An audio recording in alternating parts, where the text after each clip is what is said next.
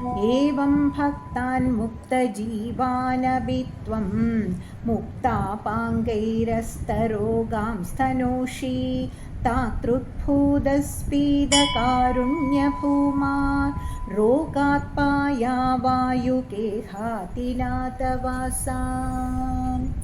இந்த 10வது ஸ்லோகத்தில் பட்டதிரி குருவாயூரப்பனிட பிரார்த்தனை பண்ணுகிறார்.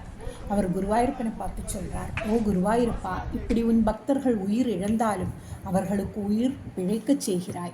அளவு கிடந்த கடைக்கண் கருணை நிரம்பிய குருவாயூரப்பா, நீ என்னை வியாதியிலிருந்து காக்க வேண்டும் என்று பட்டதிரி வேண்டுகிறார்.